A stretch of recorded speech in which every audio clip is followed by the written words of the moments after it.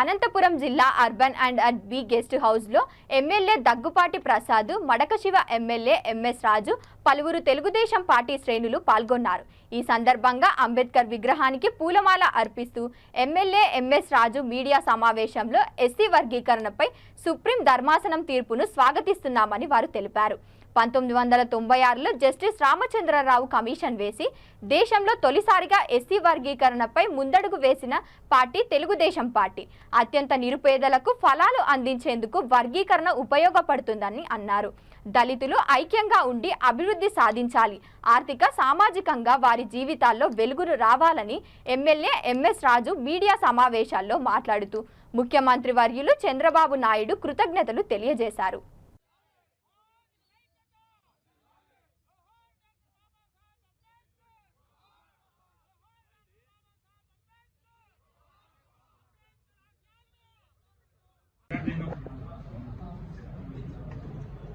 అందరికీ నమస్కారం.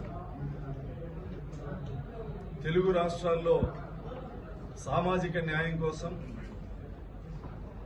దళితుల్లో ఏబిసిడి వర్గీకరణ కోసం, అణగారిన వర్గాల్లో అట్టడుగు వర్గాన ఉన్నటువంటి వాళ్లకు రాజ్యాంగ ఫలాలు అందాలనే ఉద్దేశంతో మాన్యశ్రీ మందాకృష్ణ గారి నాయకత్వంలో 1994 జూలై 7వ తారీఖున ప్రకాశం జిల్లా ఈదుమూడి అనే ఒక కుగ్రామంలో ఎంఆర్పిఎస్ ఉద్యమం ప్రారంభమైంది.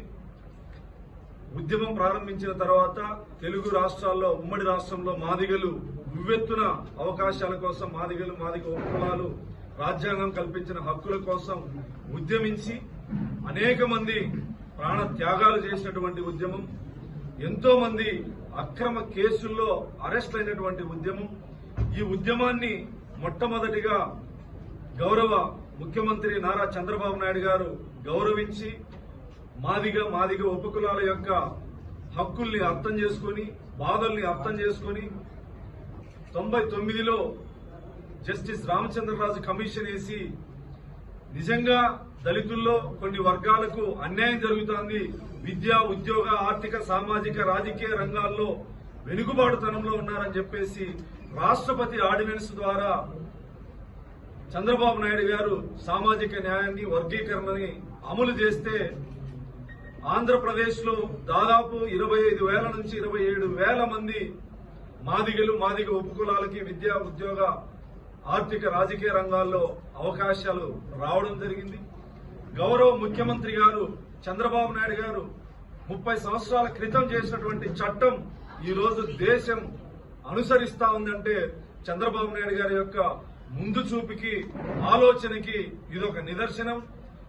ఈ రోజు చంద్రబాబు గారు ఆలోచిస్తే దేశం 20 సంవత్సరాల తర్వాత ఆలోచిస్తానడానికి ఇదొక నిదర్శనం. గౌరవ ముఖ్యమంత్రి చంద్రబాబు నాయుడు గారు సామాజిక న్యాయ ఉద్యమానికి బాసటగా నిలవడమే కాకుండా అమలు చేసినటువంటి ఘనత చంద్రబాబు గారికి దక్కుతుంది. ఈ రోజు గౌరవ దేశ ప్రధానమంత్రి నరేంద్ర మోడీ గారు కూడా ఈ ఆంధ్రప్రదేశ్ లో లేదా దక్షిణాది రాష్ట్రాల్లో దళితుల్లో అసమానతలు ఉన్నాయి, ఇంకా వీళ్ళు అభివృద్ధి చెందాలంటే వర్గీకరణ ఒక్కటే మార్గం అని చెప్పేసి ఈ ఉద్యమానికి బాసటగా నిలబడినటువంటి వ్యక్తి. సమాజం మొత్తం ఎంఆర్పిఎస్ ఉద్యమానికి బాసటగా నిలిచింది.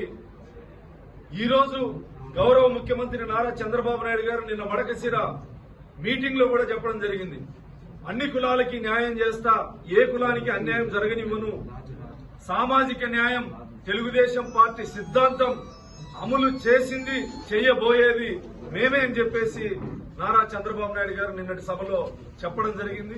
ఈ సందర్భంగా సామాజిక న్యాయం అమలు చేసేటువంటి క్రమంలో ఎవరైనా, ఏ సామాజిక వర్గమైనా ఇబ్బంది కలిగితే ఆ ఇబ్బందిని కూడా చంద్రబాబు నాయుడు గారు అర్థం చేసుకుని జిల్లాల వారీగా